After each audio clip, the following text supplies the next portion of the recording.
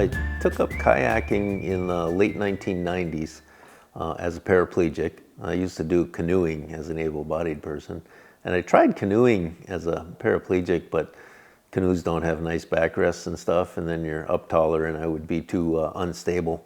So I saw a kayak in the store and I was like, well, I could use that, and it already came with a nice backrest and stuff. So I tried that, and it was actually an Old Town Loon 138. I remember.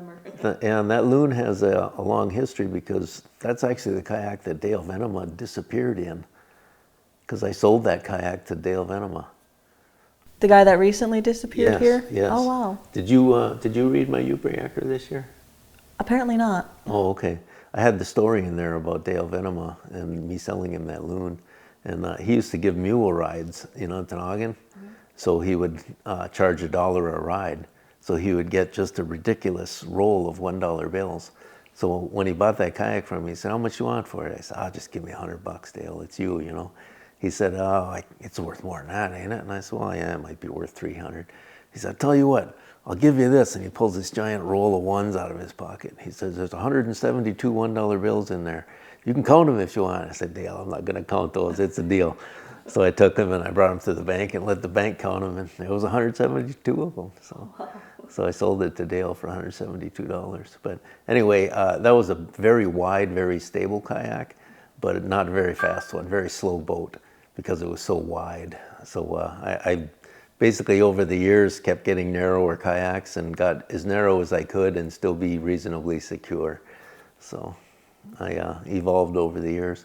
And now I'm to the point where I call kayaking my religion, or I call it liquid freedom, because I like that feeling when you first sit in a boat, it just feels like freedom. So I've got 7 kayaks, which is kind of the perfect minimum number. And I've bought and sold others over the years. And a couple of them I actually regret that I sold. I wish I would have kept them, but you run out of storage space, you know.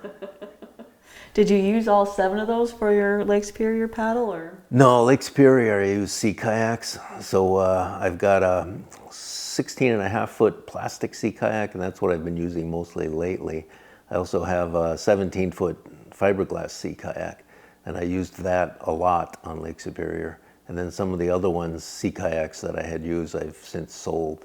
And one of them I regret selling. I wish I had kept it. That was a Kevlar boat, real nice boat. When did you start the whole Superior Shoreline paddle then? 2003. Okay. Yeah, I actually paddled with Nancy Ushold from Marquette, and she had solo paddled around Lake Superior prior to that. So she was telling me about that, and that's when I got the idea that, you know what, I should paddle around Lake Superior just because it's there, it's always been there, it's just a huge presence near my home, so I got to see it all. So I did. I decided I was going to do it in little pieces at a time, because I'm not going to do she did it in 72 days, long-term camping trips and stuff, and resupply points and all that. But I couldn't do that as a paraplegic, but I figured out a way to do it in day trips, except for the Puckasaw National Park up in the northwest or northeast quadrant of Lake Superior in Ontario. They have it looks like Puckasqua, but it's pronounced Puckasaw. That's 110 miles between car access points. Oh, wow. So I had to figure out how to do kayak camping. So I did that in 2007, and I invented what I call my dune bug so that I would have some mobility on the beaches. And it's a little aluminum frame, and Jim Waters carried it on the back of his kayak, and then I carried 2 of the wheels for it in my rear hatch, and Al Koivunen, our third partner, carried 2 of the wheels in his kayak, so we would just assemble it when we got to our camping spot. And the seat in my fiberglass kayak that I was using was a sliding seat, so we could just slide it right out of my kayak and then slide it onto the aluminum frame on my dune bug. And then I used ski poles to push that dune bug around. Did you create this dune bug, or did I you? did. I Okay. designed it and engineered it, and I had Anderson Welding up at Chassel weld it out of aluminum for me. And I based it on, because I also cross-country ski, so I used the cross-country ski design for proper balance and that sort of thing, and it worked out really well. Interesting. Do you still have it? I do. Oh, neat. Yeah, I don't really need it anymore because I'm not doing overnighters anymore. I also had to do overnight on the Black Bay Peninsula because that was 68 miles between car access points. So we camped out one night. We paddled 36 miles one day and then 32 miles the second day. What's the most you did in a day, mileage? 50 miles from Munising. We put in at Sand Point. Al Koivunen and I paddled from there to Chocolate River near Marquette. And followed the shorelines. You went out around Autrain Point and then out around Laughing Whitefish Point. And it was about 50 miles. How long does that take? 13 hours. 13 hours. That's pretty And good time, though. we were, well, it was flat water entirely flat for the first half. And Al's a fast paddler, and I had my fastest sea kayak at that time, the Kevlar boat. So we were making good time. So our overall average was about 4 miles an hour. And then stopped for lunch breaks and stuff. And then second half had a little bit of waves, so that slows you down a little bit. So came out to about 13 hours. So I imagine you planned most of these around being able to paddle in flat water. Well, ideally, yeah. But, you know, Lake Superior, you can't really avoid waves from time to time. And the worst I paddled in was up in Canada, north of Minnesota there. We put in at Little Trout Bay and we were paddling up to what's called Squaw Bay by Thunder Bay. It's kind of on Thunder Bay. It's a little bay on the west side of Thunder Bay.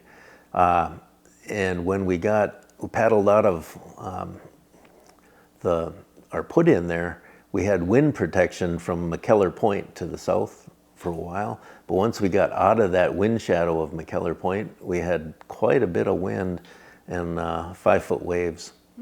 Yeah, which were actually easier than 3-foot waves. The worst thing on Lake Superior for me is like a 3-foot chop because it's all chaotic and your boat is all squirrely and fishes around and you're not really sure what it's going to do at any given point in time. So that's unsettled and unsettling. But the 5-foot waves, they get a lot more evenly formed and they're just huge. Now when you're sitting in a kayak, you're maybe 3 feet tall and your eyes are probably like 2.5 feet above the water. So if you're in 5-foot waves, all you see is the wave trough gets real long. And when you're down in the bottom, you're just looking at a mountain of water out there because you can't see over the top of it. You can't see anything but a mountain of water in front of you. And even the people you're paddling with, you don't see them unless they happen to be in the same trough with you off to your side. So you got to make sure you have enough spacing and stuff. But that was actually more comforting because you get in the bottom and then there's no wind down there. It's nice and calm and feels good. And then you go up, up, up, up, up, up, up. You get to the top of the wave and the wind is blowing and it's grabbing your paddle blade and it's just a mess up there. And like, oh, and you can hear water rolling from the whitecaps and you're like, oh, I hope this isn't going to be bad. But it actually worked out pretty good. And then we ducked behind a little island called Sucker Island, of all things. And that gave us a wind shadow so we could take a rest there. And then the wind actually started dropping while we were sitting there eating some food. So we were still in 3 or 4 footers after that till the next point, and then we got around the next point and got some protection from the wind.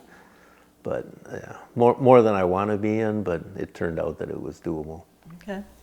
Did you have any moments where you thought it wouldn't be doable, or was that it? No, that actually worked out well. I did capsize one time off of pictured rocks. Oh. Yeah. And that was probably that 3-foot chop type of stuff. How do you get back in when you capsize? Oh, we just do, and we practice. You got to practice your rescues and stuff.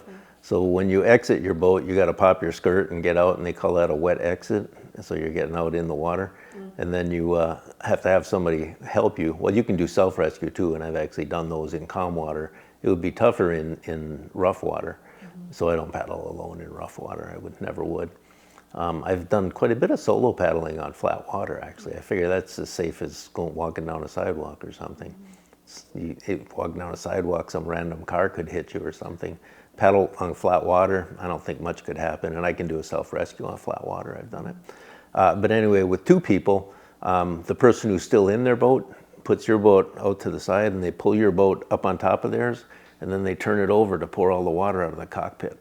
And we've got sealed hatches front and rear, so the boat's very buoyant. Even when you capsize, you just have water in the cockpit. then you can tip the boat back up, slide it off, and then they stabilize your boat and hold it for you so it can't tip while you're getting yourself back in. Okay. And what I do is put a paddle across in between, and I kind of use the paddle and my boat, and I put my butt toward the back rest on my kayak, and I just do a push-up and then just kind of throw my butt into my cockpit, and then I bring my legs in. So able-bodied people can like lay on their kayak and slide in from the back and stuff because they don't have a tall backrest like I do, but I have to have a backrest that reaches up into my functional musculature because that's where I get all my stability from. Like right now, I can use my backrest for stability. Mm-hmm. If I'm sitting up without a backrest like this and I lean, I'm just gonna fall over, and I can't sit up now. I don't have any muscles for sitting up. So I'm paralyzed from base of the sternum down, so I don't have any core muscles.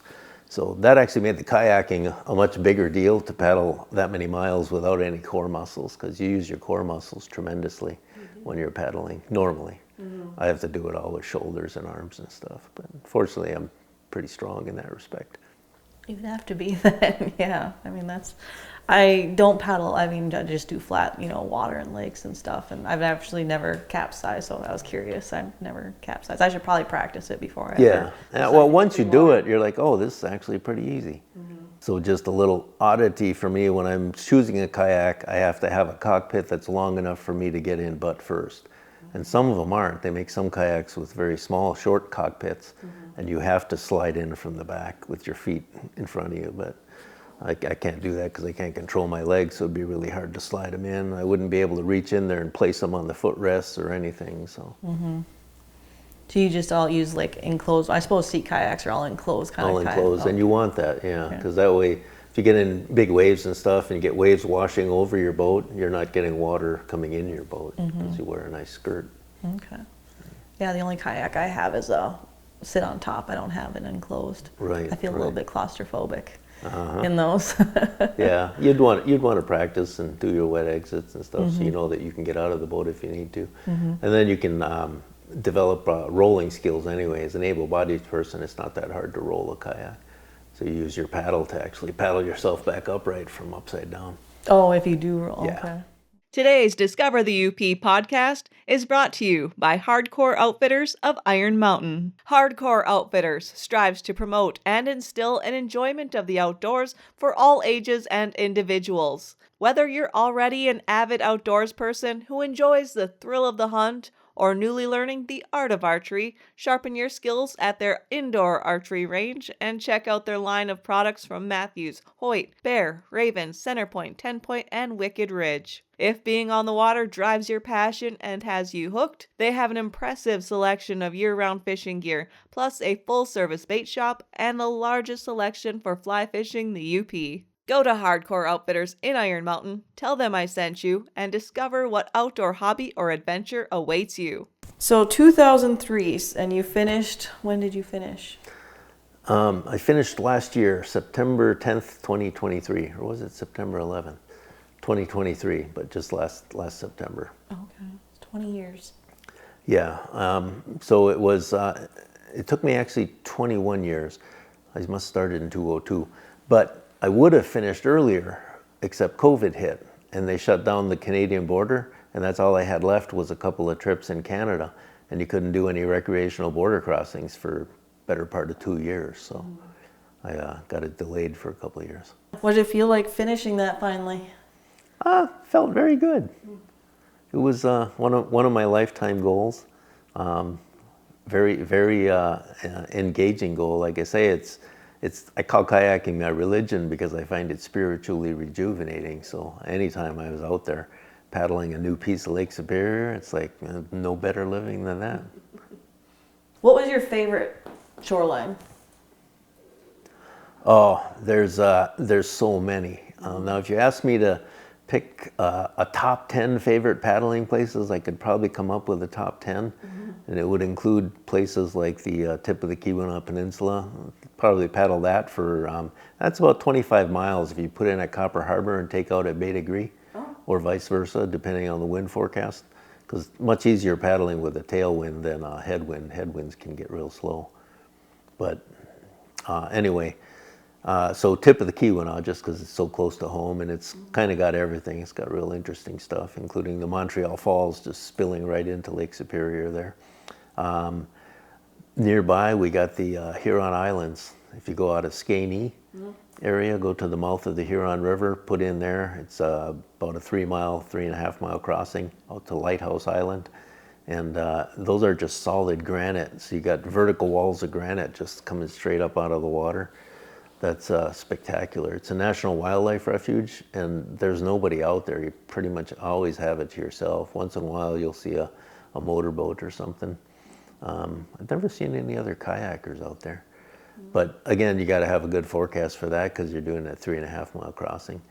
And then you can paddle around the outer islands and paddle back. And that's a nice, easy day trip. The longest trip would be like 14 miles. And if you shorten it a little bit, it's only about 11 mile day trip. So it's an easy one, but just a spectacular place. We do an annual pilgrimage out there, Jim Waters and I. Of course, Grand Island is, to me, better than Pictured Rocks. I mean, Pictured Rocks is spectacular, but it's crowded. It's always going to be busy there, and big tour boats and kayaks and everything. Grand Island, to me, is as good as Pictured Rocks, but you pretty much have it to yourself. You'll see a couple people out there maybe, but it's not going to be anything remotely close to crowded. You're mostly going to have it to yourself. So you went around Grand Island, then you did kind of cut through and. No, Grand Island, we put in right at the ferry dock there and then go around the island and take out at the same spot. And it's about a 23-mile loop, depending on how you cut Murray Bay and Trout Bay. So you didn't just do the shoreline, you did the shorelines around the islands too. Yeah, well, not all of the islands, but yeah, the good ones. And then the Apostle Islands in Wisconsin, just absolutely spectacular. They've got more sea caves than any place on Lake Superior. Sandstone sea caves. Those are, even if kayaking isn't your religion, if you go to those sea kayaks, sea caves, it's a religious experience. Other spots, the Gargantua Peninsula in Canada. Have you heard of the Gargantua? It's north of Sault Ste. Marie. Have you heard of Wawa, Ontario? It's south of Wawa. It looks like Gargantua, but it's pronounced Gargantua because it's French, you know. Gargantua Peninsula, just spectacular scenery out there. And the tallest sea cliffs on Lake Superior on Old Woman Bay are they're so tall that I tried to look up to the top when I was under them and I couldn't even see the top. I would have had to like lean over and tip and swamp my kayak to see the top of them. They're that tall. I don't know exactly how tall they are, but I'm guessing 600 feet or so, just vertical, coming right up out of the lake. So the North Shore, I mean, it's a lot higher than a lot we higher have here. And a lot more rugged. There's not so many sandy beaches. They're kind of hard to find even. They're few and far between. The way I describe it is, Ontario shoreline makes the UP seem warm, soft, flat, and populated, if you can believe that. That's hard to believe. It's extreme wilderness up there. It is. Yeah. That'd be But really cool to some see. fantastic paddling spots. The Puckasaw National Park, spectacular. And the clear water and the colors of the rocks and stuff under the water. That's one of my favorite things, is looking under the water while you're paddling, because it's a whole different world under there. So if you paddle on a nice calm day, you can see for so far down, and seeing that other world is just spectacular. It's something that you'll never see from the road. No. Yeah. Another spot up there, the Black Bay Peninsula, absolutely amazing. That was where we did that 2-day trip. And on the day we put in at Silver Islet, which is a little community at the tip of the Sibley Peninsula on the east side of Thunder Bay. And the whole community is off the grid. They don't have any commercial power or landline telephones even out there, no cell service. At least last time I was there, they didn't. We put in there and we paddled 36 miles without touching the mainland again. We just did island hopping for 36 miles. It's an island paradise. And then we finally landed on the mainland again on a little pebble beach for camping out for the night. That's cool. Yeah. And then anywhere from Thunder Bay down to Minnesota is absolutely spectacular paddling. Everything that you see up there is just amazing and very tall, very rugged. The Sleeping Giant is the tallest mountain on Lake Superior, and it's about 1,300 feet above lake level. So the lake's at about 600 feet, and it's about 1,300 feet above that. coming right up out of the lake. I'm sure you took a lot of photos too. Yeah, I've got actually a photographic presentation that I did at Canoecopia in March this year for the entire journey around Lake Superior. And I'm going to give that presentation for the Historical Society in Ontonagon in August. Nice. How long of a presentation is that then? About 45 minutes. Okay. Yeah. That's great. Somebody was, or canoe, what is it called? Canoecopia, world's largest paddle sports show in Madison, Wisconsin, sponsored by Rutabaga, the paddle shop in Madison. Okay. A lot of people. Oh yeah, it's at the Alliant Energy Center, and they fill it with people. Yeah, back to, sorry, I interrupted you My there. paddling partners. Paddling partners. My two primary paddling partners, Jim Waters and Al Koivunen. Okay. And Al was the one who did the 50-miler with me. I couldn't find anybody else dumb enough to paddle that far in a day, but Al's another dumb Finlander, so he's like, yeah, I'll do it. So, unfortunately, we did it while we were young and strong, so I don't know if we would do it at this moment in time. We're both well into our 60s. So yeah, 20 years, so you were, what, in your early 40s then When I started, early 40s. Mm-hmm. Now so you did it in segments, but did you go in order, or did you kind of just bounce around the lake? Nope, I bounced around depending on wind forecasts, because different areas will have different wind forecasts. But generally speaking, I did the UP first, then Minnesota, then Wisconsin, then Canada last. But I did bounce around a little bit. You were always paddling counterclockwise or clockwise, or then that changed up too? Again, depending on the wind forecast for the day, if we had an option of going east-west or west-east, we would do it based on the wind forecast, so that you would have tailwind more often than not. Okay. Yeah, I mean, that make it easier. I can't imagine just being I'm going to go around, clockwise and do it all at once. Yeah, if you just do it all in one swoop like that, you could get windbound for a few days. You get a bad wind from the wrong direction for a couple of days, and based on the lay of the shore and all that, you might be just sitting there in a tent for a couple of days waiting for things to taper off. I only had one trip where we went up to Canada and we had to punch out, and we just instead then paddled Black Bay because we had some wind protection. So I actually paddled the entire length of Black Bay. And that was a 40-mile day too. Today's Discover the UP podcast is brought to you by Big Valley Ford, Dodge, Chrysler, Jeep in Ewan, Michigan. When I'm traveling around the UP, I'm surprised and not surprised by how often the vehicle in front of me has a Big Valley sticker on it. Big Valley Ford, Chrysler, Dodge, Jeep Ram is located in the tiny town of Ewan on the west end of the Upper Peninsula.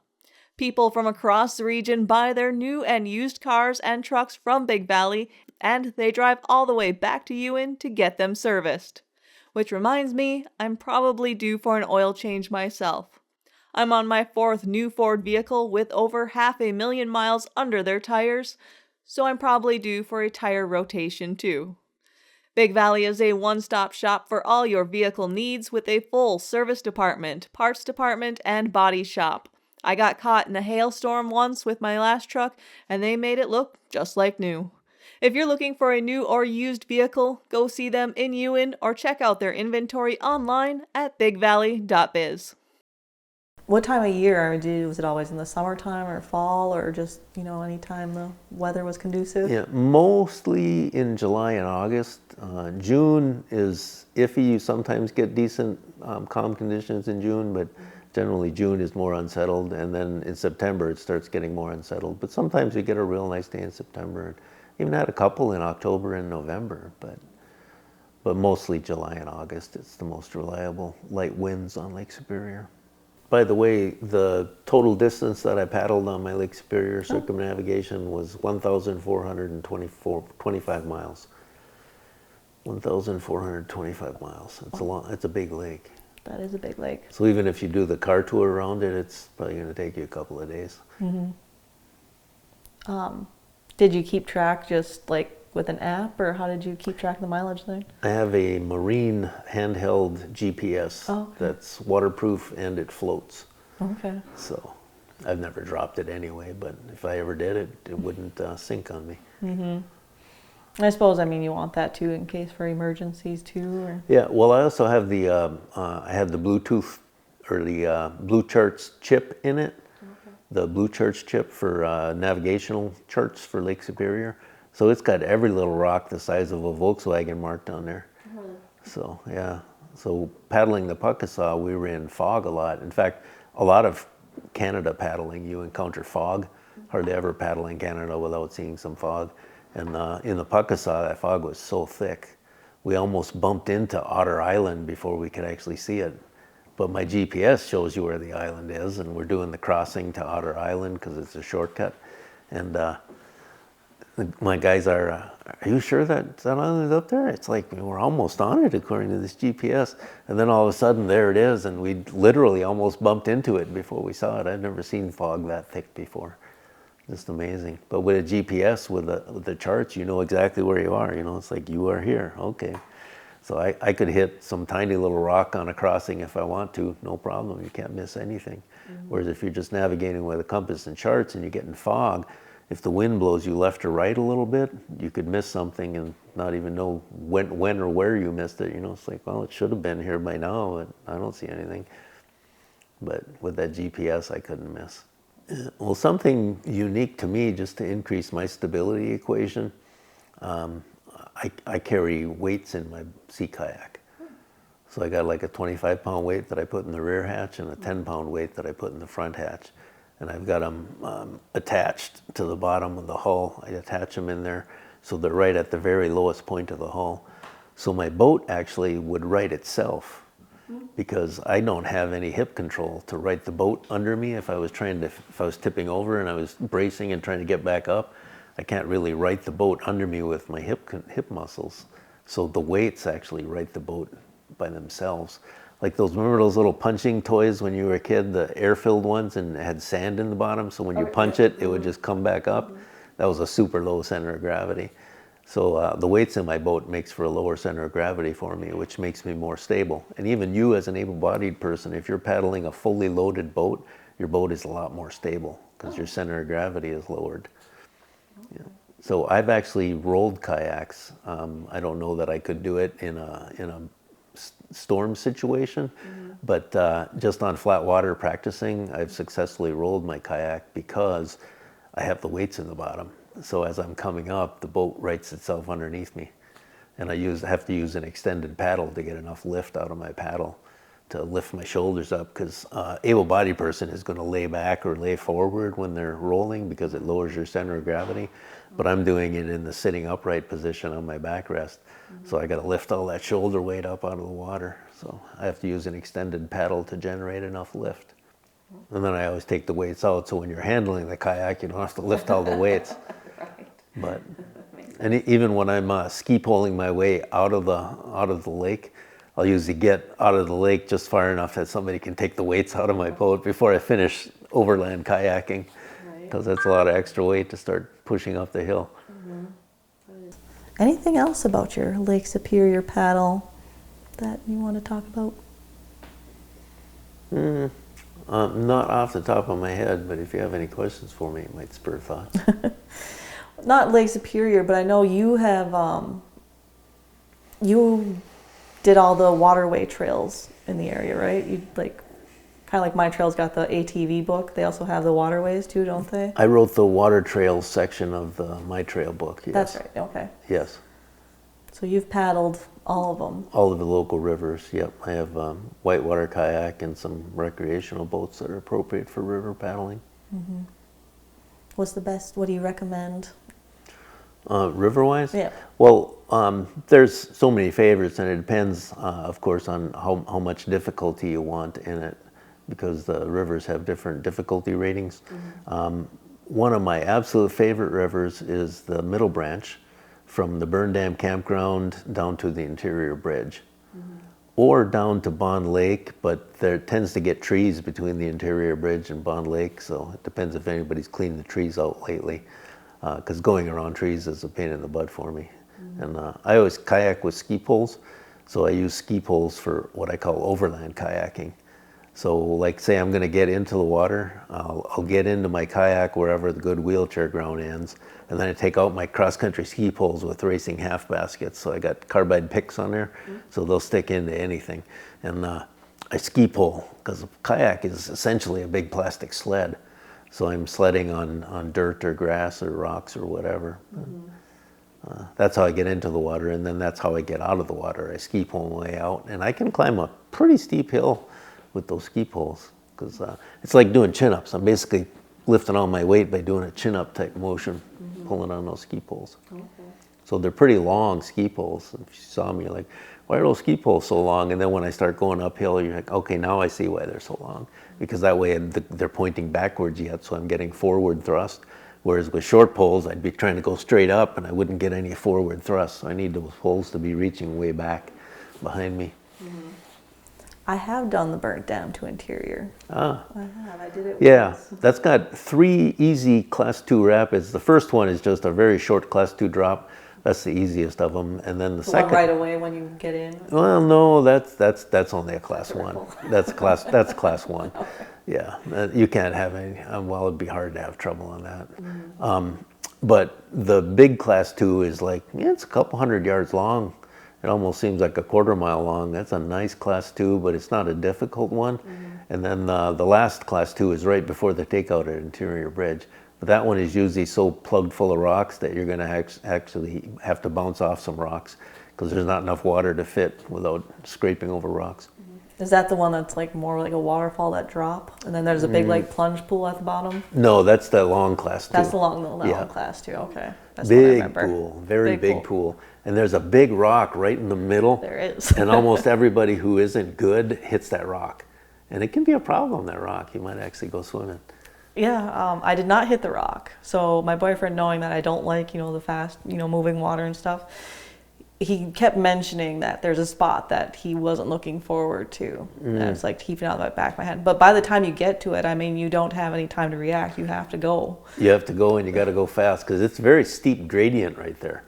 Yeah, but if you just coast into it, the current is going to push you right into that rock. So you have to forcibly turn left or right to get around that rock. Yeah, I went left. So I was like, I seen the giant rock, and I seen him go first. And yeah, he didn't hit the rock, but I could see how he was, maneuvering. And then there was 5 of us.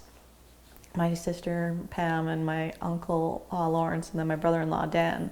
And Dan was the last one, and it was right after the Summer Olympics, and he was busy watching the Summer Olympics. So he was watching, the kayakers and stuff as they celebrated with their paddles in the air. So halfway down, he decides to put his paddle in the air, like he's, I don't know, an Olympic kayaker, and he hit that rock, just smashed right into it, flipped over, lost everything out of his kayak. He celebrated a little He too early. celebrated too early. It was hilarious, but watching him smash right into that rock. And that is actually the best advice in rough water. Keep your paddle in the water, because it's an extra stability factor. It's like having a tripod or an outrigger for stability. As long as you got at least one blade in the water, you're having extra stability there. So, and that's true in whitewater on rivers or in waves on Lake Superior. Okay. You don't want to sit there and take your paddle all the way out of the water. And if you lift your hands up, now you just raised your center of gravity. Believe it or not, just the weight of your arms and paddle, lifting them up over your head gives you a higher center of gravity, and it makes you tippier. Oh, okay. So keep them down, keep them in the water, a lot more stable. Well, if you want some easy, essentially flat water on a river for paddling, but with current, the Sturgeon River, you can go from M38 by Pelkey there, from M38 Bridge down to Froberg Road, and that's about 7 miles. And there's a couple class 1 riffles, and then it's just flat water with current. Okay. Good fishing in there? I would think so. I just paddled that this weekend with Gilbert Richmond, who's one of my paddling partners, and we saw some people fishing on that bank there. And the Finns used to catch sturgeon, or not sturgeon, but the sturgeon do go in the Sturgeon River there, and they go all the way up to Prickett Dam. The DNR used to do a sturgeon study right below Prickett Dam. That's too. where I'm going on Thursday now. Okay. Yeah. Yeah, and that's a nice trip from Sturgeon, from Prickett Dam down to M38. That's about 10 miles. But that one does have a couple Class 2 rapids early on, and then it's just flat water with current. But anyway, that's burbot. The Finlanders used to catch a lot of burbot out of that Sturgeon River back at Pelkey. Yeah. Okay. Oh, I bet you that's where Michael Lokinen. Michael Lokinen did yeah. a documentary about that, yes. Freshwater codfish, basically. And my favorite fish, if you boil it, you boil that burbot, that is spectacular. Good fish. They said boil it in Sprite. I don't know about what, I don't think it matters much what you boil it in. It's just really good boiled fish. Okay. Yeah, I like So the poor best man's. best poor man's lobster is the boiled burbot. One of these days, that's going to be a show. I've actually, before that, I've gone 3 times with 3 different people, burbot, you know, and you got to do it at night on the ice and stuff. Right. And My uncle used to call it a lawyer. Some people Yeah, call it a some lawyer. people do, yeah. In Minnesota, they call them eel pout. eel pout, yeah. Eel pout. That's what the ladies were calling it when I went fishing with. They were calling eel pout. I wonder why they have so many different names. I don't know. But I guess they'll wrap their tail right around your wrist like when you're handling. It's kind of slimy feeling. That's why they call him a lawyer, slimy lawyer. Oh, okay.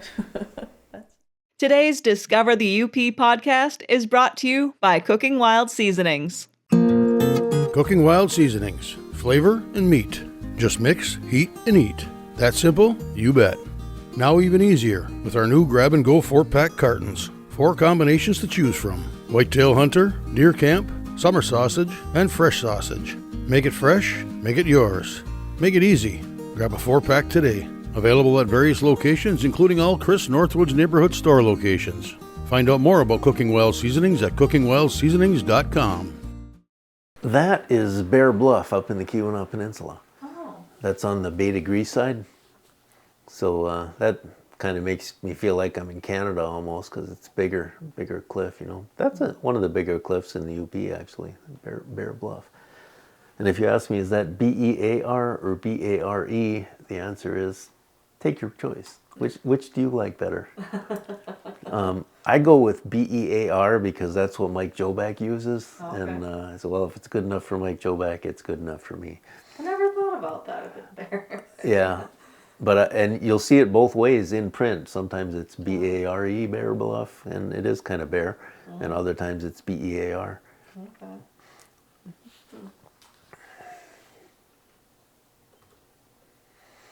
So that's that same thing, that's Bear Bluff. And that's about as rough a water as I can handle and still take pictures. If it gets rougher than that, I'm keeping both hands on my paddle so I can brace if needed. See, if you start tipping, you can slap your paddle down with the blade flat and sweep it a little bit, and it's like skipping a stone on the surface tension. It's like solid, you know. So you can bring yourself back up if you get knocked off balance. That's Jim Waters. And I don't know how many you want. Yeah, that's a famous sea stack in on the Bay de Gris side of the Keweenaw Peninsula. That's not far from Bear Bluff. And that's Rabbit Island in the background there. That's in, the locals call it Rabbit Island. It's Traverse Island on some of the maps. That's by Big Traverse Bay, Little Traverse Bay, and Rabbit Bay. That island is out there. So this is Louis Point between Big Traverse Bay and Little Traverse Bay. I just like the lighting on that one. That's that picture of Jacobsville that I have on my wall in the other room. Mm-hmm. That's a Jacobsville lighthouse with some lilacs blooming there. So that would be in June. That was a nice June day. These are the cliffs between South Portage Entry by Chassel and Baraga, going down the west side of Keweenaw Bay. There's I call it mini pictured rocks because there's these Jacobsville sandstone cliffs. But they're not very tall cliffs, but they're nice. And anytime there's a big rain, you get these little waterfalls coming down there. So Jim is doing a boat wash. And that's Mike Joback, who just went through that little portal there on that same area. Joback is a crazy paddler. He's paddled many times out to Isle Royal from Eagle River in the Keweenaw Peninsula. He'll put in at Eagle River, paddle 44 miles out to Isle Royal, then paddle around the island. He camps out overnight and stuff, and then paddle 44 miles back on the last day. So that is extreme paddling, extreme crossings. But Mike is an extreme kind of guy. So I mean, you were always kind of hugging the shoreline then? Yeah, I followed the shorelines. I did a couple of crossings, like I cut across Chequamegon Bay because I didn't want to go all the way into Ashland and around Chequamegon Bay because it was only about a couple mile crossing to, about a mile crossing maybe to Madeline Island, and then 4 miles or something to Bayfield. It wasn't too far. Maybe it was 2 miles. So I took shortcuts where it was sensible. The other big shortcut was Thunder Bay, because there's a big island called Pie Island in the middle of Thunder Bay. That's a top 10 paddling destination, Sleeping Giant and Pie Island. And that's about a 6 mile crossing from Thunder Cape, which is the tip of the Sleeping Giant, over to Pie Island. That's about a 6 mile crossing, and you have to cross the shipping lane. So you got to dodge the big boats going into Thunder Bay there. Okay. We did dodge one boat, but we were about a mile away from the boat where he went through, so that worked out pretty well for us. And Pie Island also has big cliffs, and they have, like one mountain is called Mount Le Pate, which is French for some sort of meat pie. And it looks like there's pies on that island, just giant rock pies made out of rock. And some of those sea cliffs were really tall as well. Yeah, Pie Island is fantastic. I want to go back to Pie Island. Where's Pie Island? Pie Island is in the mouth of Thunder Bay. Thunder Bay. Yep. So I cut off Thunder Bay. See, I did paddle all the way up into Nipigon Bay, and most people don't do that. They do the island hopping, St. Ignace Island, and they don't bother going up into Nipigon Bay. But I went all the way up into Nipigon Bay to the very top, and then down the coast back out of there. That's I call that. See, the pictured rocks has Chapeau Rock, and it has a pine tree growing on it with taproot going to the shore. And this is like mini Chapeau Rock, just north of Baraga. Oh. And the first time I went out there, this ground was still intact. But then one of my more recent trips, that ground fell through, and there's taproots going across right there. So these trees are still living out there. That's Finlander Bay. That's Jim Waters on Finlander Bay. Yeah, not a particularly interesting place, but it's the only Finlander Bay I know of on Lake Superior. Where's And that's Finlander? at the tip of the Point Abbey Peninsula. Most people call it Point Abbey. Oh, okay. It's by Skainee there, on the looking toward the Huron Islands. It's on the east side of Keweenaw Bay, and that's out at the Huron Islands. Like I said, it's about a 3.5 mile crossing. So once you get there, you're looking back at the mainland, and you see the Huron Mountains in the background. And this feature I call the shaft house, because that rock right there looks like one of the old copper mine shaft houses with the orange lichens on its roof. Yeah. And you can see how vertical that granite is out there on Lighthouse Island. And there's the lighthouse itself. And they actually quarried the granite for that lighthouse on the island and built that lighthouse up there. And if you want to know how tall that is, look at these little kayakers down here in the right-hand corner. You can see that's a lot of granite. That lighthouse uses the same floor plan as the Ontonagon Lighthouse. They call it a schoolhouse design. And it's because it was built in that same era. Ontonagon's lighthouse went into service in 1866. And I don't know exactly what year this went into service, but it's going to be in that same Civil War era, because they used the same floor plans during the same era. Oh, okay. I haven't been in there. And this is the biggest mansion that I know of on Lake Superior. So you're over by Marquette now. That's Granite Loma. Have you been to Granite I Loma? have not. I'd love to Okay. see it. Yeah. I mean, look at all those chimneys. There's fireplaces attached to all of those chimneys. It's like 3 stories. Here's a close-up of it. That's a lot of rock. And the Jewish banker named Louis Kaufman built that. The Huron Mountain Club wouldn't let him in because somebody has to die for somebody new to get into the Huron Mountain Club. So he said, okay, well, the heck with you guys. I'm going to build something bigger and better than anything you got. And he built this thing. And it is bigger. As to whether it's better, it's probably a matter of your preferences. Paddling past the Huron Mountain Club, to me it looked like the buildings and everything blend into nature nicely. It didn't look like a big sore thumb sticking out like this thing does. So which is better? Depends, I guess, on your preferences. Did you have any issues paddling past the Huron Mountain Club? None. None? None. I've No. heard people No, got in trouble. we stopped on the end of the beach and had lunch, and some people were walking out there, and they were waving and friendly, and yeah, no issues. We obviously weren't up to anything. We didn't get out of our boats or anything. We just stopped on the edge there to eat our lunch. Okay. Because technically, the riparian rules on Lake Superior is it's all public access below the high water mark. So all of the beaches anywhere, including the beach at Huron Mountain Club, is technically public access if you don't go up past the green line.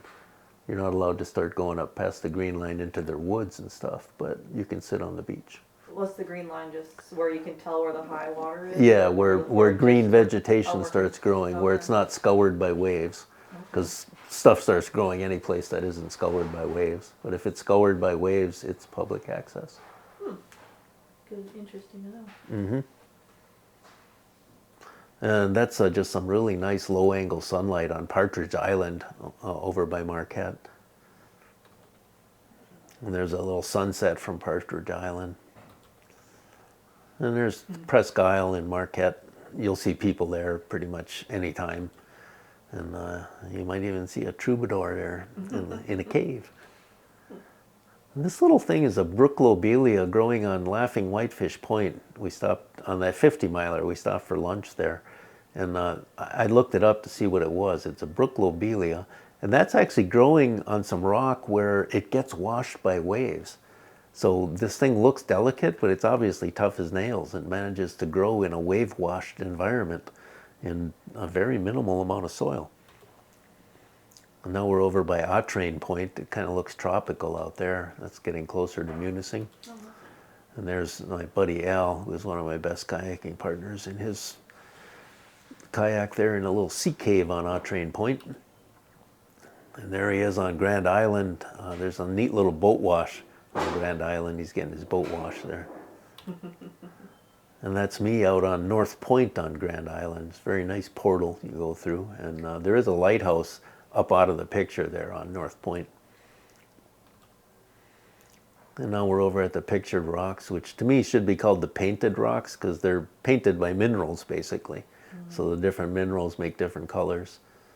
And there's a close-up of some mineral paintings. And now you're at a sea cave by the Grand Portal in the pictured rocks.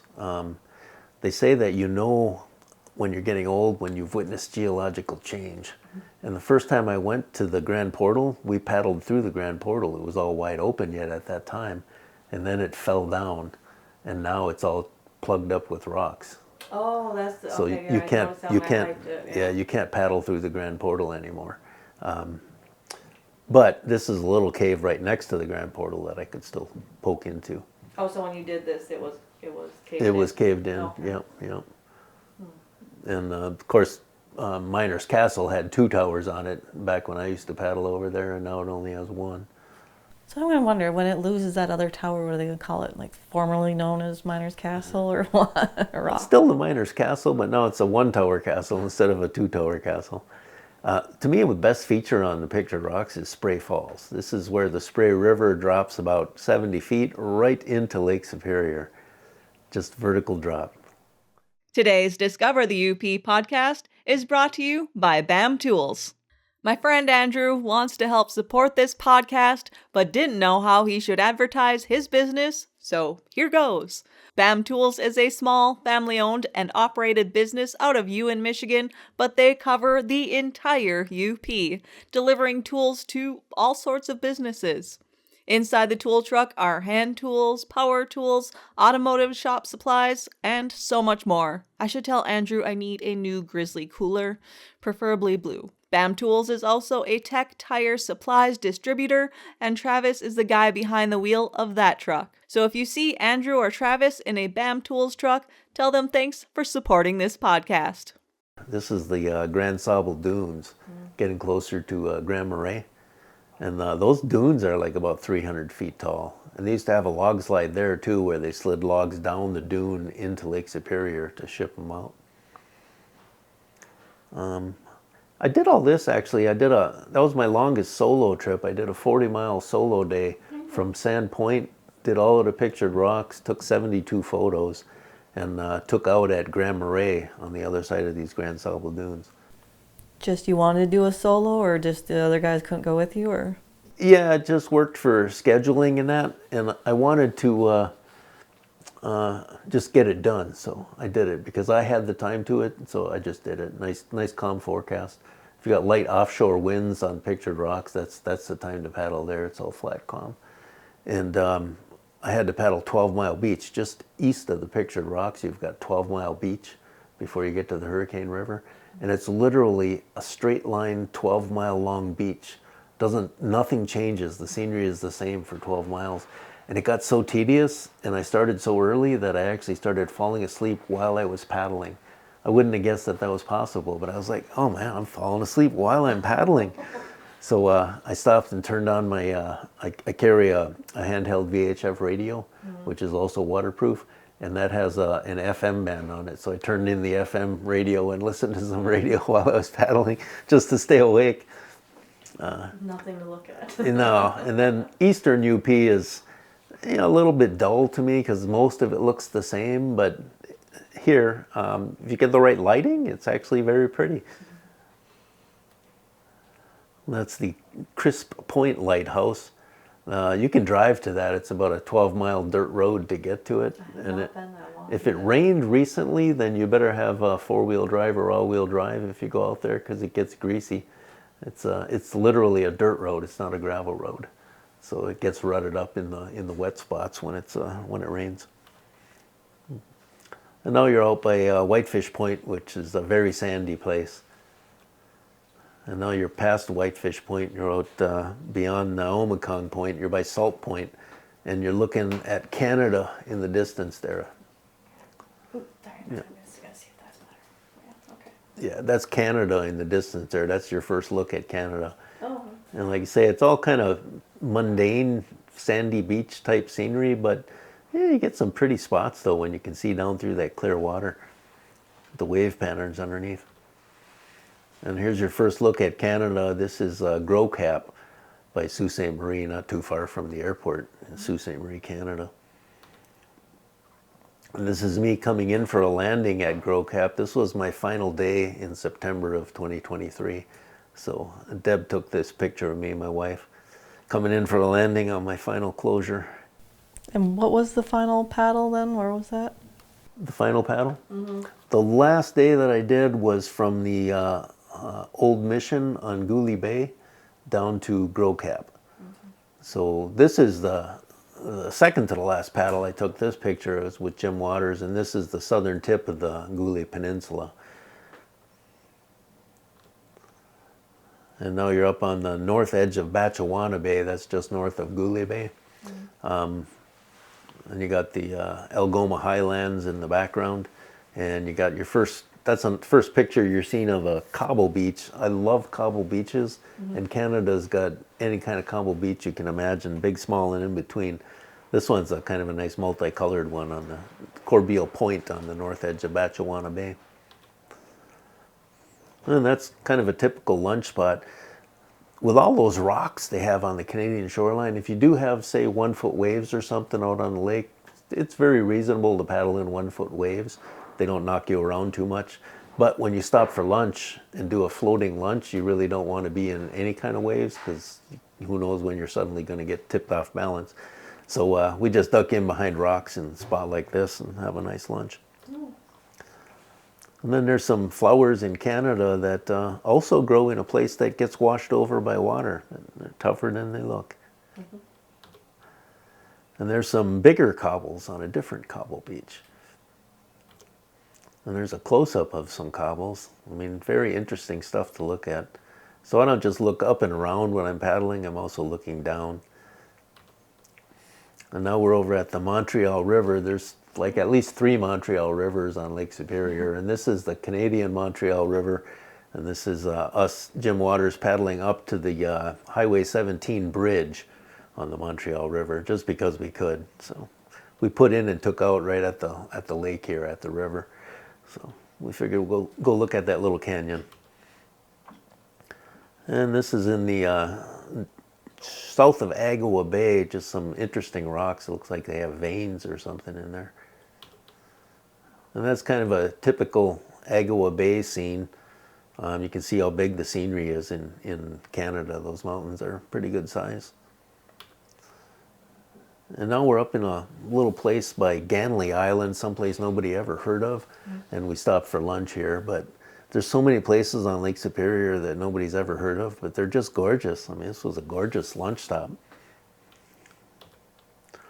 And now you're up to the Agua Pictographs. And they got a provincial park there. And you can hike out to these pictographs. And you can see there's a Mishu Pishu, the mythical creature with the horns and stuff.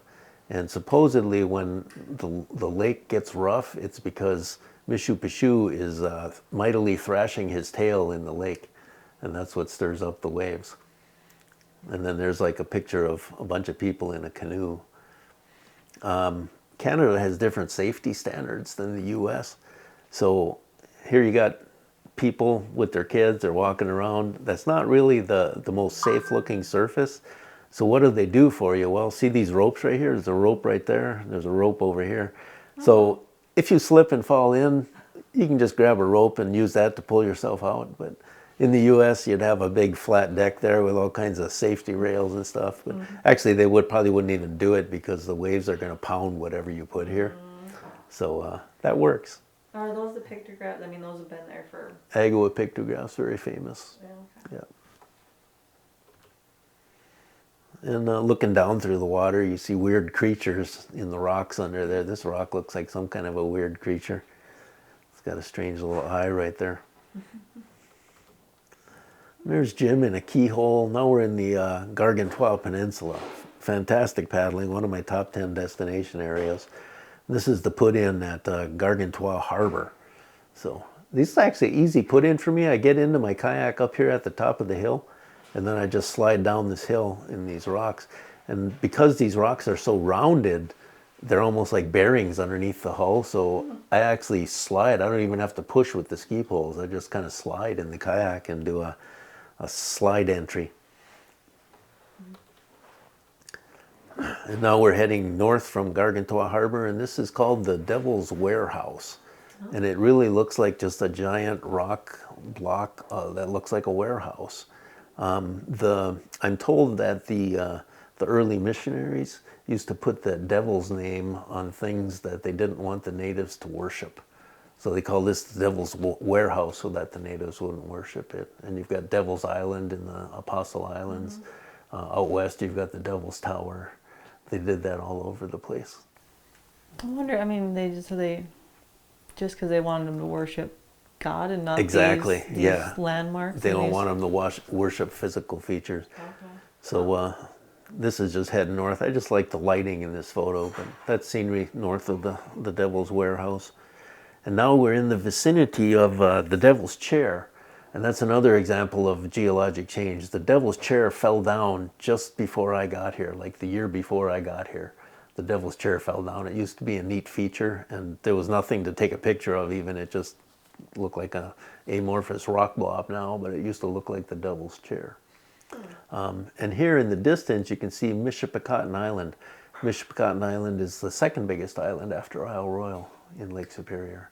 And it's about 15 miles offshore from the Puckasaw, so I'm never going to paddle to Michipicoten Island unless I were to take a boat ride out there with my kayak and then paddle. And there's some rocks that look like blood on the Gargantua Peninsula. Look like they're bleeding rocks. What is the? I don't know what the mineral is that's making that look so red, but it's got to be a rock or a mineral. And it looks like mineral just the way it looks. And this is those cliffs at Old Woman Bay, the tallest cliffs on Lake Superior. See, there's a tiny little kayak right there. Oop, where is he? Oh, I can't zoom in this mode. Okay, that little speck right there, that's Jim Waters in his kayak. So this little toe of rock right here is probably about 20 feet tall. So that's how big that cliff is. It's hundreds of feet tall. And then it goes even more, but it's not vertical anymore as it goes up even higher. So like I said, when I was out by that toe and I was looking up, I couldn't even see the top of that cliff because I couldn't bend my neck that far. And that's some interesting patterns from the sun on the little laminar surface that's just kind of gently undulating right below the Old Woman Cliffs. I call those sun tracks. And Al Koivunen actually has a master's degree in optics in physics. So he says those are technically called caustics, but I like sun tracks better. And there's Jim Water sitting on our takeout beach at Old Woman Bay. So there's the cliffs at Old Woman Bay right there. Fantastic spot. This is the scene if you're looking down Highway 17 at the cliffs at Old Woman Bay. And now we're heading north from Old Woman Bay toward Mishpecotton River. And that's with a big zoom. I zoomed that up quite a bit. That's those cliffs at Old Woman Bay. You're looking right across the bay there. And there's biggest cobbles I've ever seen. A lot of these were like 3 and 4 feet in diameter. These just giant cobbles. But the lake actually moves those things around when it's angry. And now we've went past Mishpecotton River and we're out at Crane Point. Nice sandy beach, and that's Mishpecotton Island in the background, and we're in the Puckasaw National Park. That was one of our lunch stops. And there's Al with the better look of the Mishpecotton Islands back there, right by Crane Island. And that's kind of a typical Puckasaw scene, and fortunately the fog lifted for a while so I could get this picture. But you can see it's rugged country up there. It's just rugged country, goes on for miles. That's Cascade Falls in the fog. Cascade Falls splits, so it's over here on the left and the right. And you can hear it before you can see it in the fog. And there, I think we might have found King Kong's cave there up in the Puckasaw. And there's kind of what they call Puckasaw rocks. They're kind of pinkish, and underwater they look bluish. So depending which rocks they are, they look pink or bluish. And it's even more dramatic underwater than it is up on the shore. And here's me with my dune bug. So slide that seat out of the kayak and put it on this aluminum frame. We stick the wheels on there, big ones in the front, small ones in the back. And that's because I don't want my ski poles to hit the back wheels, so that's why I put smaller wheels on the back. They call these wheel-ease wheels, wheel-ease, E-E-Z. And they roll on sand like a dream. And that's like the same balance as my cross-country ski unit. So when I lean forward, all of my weight is pretty much centered over this front axle. So if I want to turn, I can just kind of lift my back end off the ground a little bit and just pivot to turn. So that's how I turned it. And ski poles to move around. It works really well. That's cool. And that's just kind of a classic island in Canada. And what I find interesting about this is that the waves wash from all angles, because this island's out off the shore a little bit. So depending on the wind direction, it gets waves from every which way. So all you got is this little tuft of growth on top, and everything else just gets washed by waves all the way around. And that's a view near Marathon Harbor, Marathon, Ontario, one of the bigger towns up there. Not that it's a big town, but. And there's some more pink rocks between Marathon and Naze Provincial Park. Naze Provincial Park was a POW camp, and we use that for a access point. And this I call a whaleback rock. It kind of just reminds me of a big old whale's back or something on that same run. And then just before you get to Naze Provincial Park, you'll see this Pic Island here. That's a foreboding looking thing. Pic Island, P-I-C. Today's Discover the UP podcast is brought to you by Copper Shores Community Health Foundation. One of the biggest opportunities that we have in Michigan's Copper Country is the Copper Shores Community Health Foundation. They are 100% focused on improving the health of our community with hundreds of thousands of dollars in grants and scholarships each year, as well as incredible programming like Meals on Wheels and a victim support team that helps victims of any crimes, and a team focused on improving the mental health of our residents. These are really invaluable resources for our area. I've assisted Copper Shores with local photography and videos and have seen firsthand the impact that they make. If you want to see the amazing work they do and maybe even support it by becoming a donor, visit coppershores.org. So thank you to Copper Shores for your support of this podcast. And now we're past Nays Provincial Park and we're heading towards Scriber. And there's Jim Waters with what looks like dinosaur eggs or something to me, or ostrich eggs. Another interesting cobble beach. And you'll see every which kind of rock you can imagine up there in Canada. So I don't know what this rock is, but it's got interesting cleavage patterns, kind of cubic cleavage pattern. And there's some more rock and some more fog, lots of that in Canada. And there's Jim poking into a nice crack.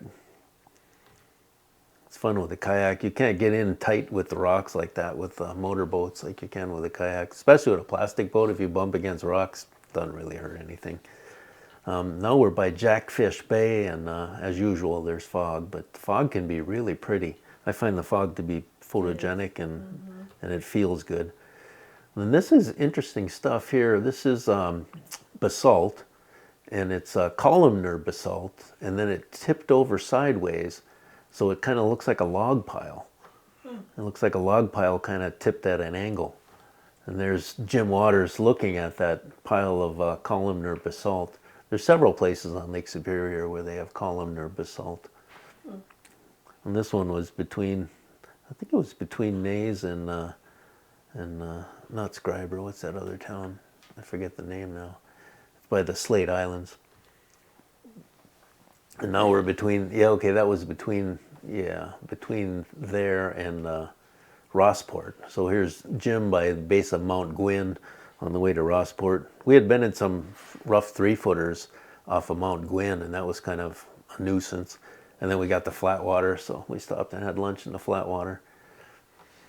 And then the wind died down, and we crossed to Cat Island on the way to Rossport, and we came across this little... couldn't tell if that was a shark or a dolphin, but we decided to rescue it. So that thing got kind of frisky with Jim when he tried to rescue it. But we did. He got it on the boat, and we brought it out, and you can see there's some light wind out there, and the wind was blowing toward the mainland. And this cluster of civilization, there's a campground on the mainland. So we said, okay, we're going to let the wind blow that right to that campground. So Jim set the shark dolphin free. I was gonna ask, I forgot to ask, what was like the most, I mean, there's shark dolphin, but what was like the most random thing that you've seen or experienced out there? That was the most random thing, yeah. And it must have blown out from that campground, because don't know how else it would have got out there. And then actually, after we landed, we went to that campground, and sure enough, there was a shark dolphin about 100 feet offshore stuck on a rock. So hopefully some little kid rescued it and put it to good use. And I think this is on Cat Island, just really old looking rocks. There's a lot of old rocks in Canada. And this is the Rossport area. Rossport area is beautiful, and there's so many islands that you can always find protected water to paddle in, because you can just hide behind islands. And now we're between Rossport and the northern tip of Nipigon Bay by Red Rock. And these are that's called a spirit rock right there. The natives call that a spirit rock. Oh, that one. Yeah, they also have a spirit rock on Lac de Flambeau. And it reminds me of that. But this rock, I'm guessing, fell from up here on the top and bounced out into the lake, and it's been sitting there for who knows how long. But this thing stands out like a beacon as you're paddling toward it. And it makes sense to me to call that a spirit rock. I mean, it's just incredible just how varied the Lake Superior shoreline is. Oh yeah, in Canada. This is the cliffs of Kama, K-A-M-A, the Kama Cliffs, up on the north side of Nipigon Bay. And now you're looking at LaGrange Island and Jim Waters there. That's in Nipigon Bay. And there's the town of Red Rock. And if you look, this is a water tower, so you can tell how tall these cliffs are, because the water tower looks pretty small. But there's the town of Red Rock. So we use that as a put in and take out. When we paddled the Black Bay Peninsula and did the 68 miles in 2 days, our takeout was at Red Rock up at the northern end of Nipigon Bay. And that's looking from the south up toward the Red Rock area. A row of mountains there going to Red Rock. You see how these photos would definitely inspire somebody to want to get out and paddle all of this. That's a Fluor Island in the Nipigon Straits. There's a bird flying right there. And of course there's fog because it's Canada. And we actually went up the Moss Strait, which is a little strait on the side of Nipigon Strait. And it was foggy.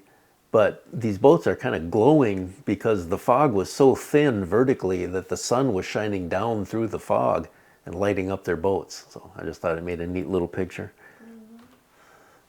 And prior to that, the fog was a little thicker, so that was a little island just north of Oak Island, south end of the Nipigon Straits. And that was our campsite on Agate Point on that Black Bay trip. Oh, that's where you had to overnight then? Yeah, did an overnight there. They're breaking down the tents.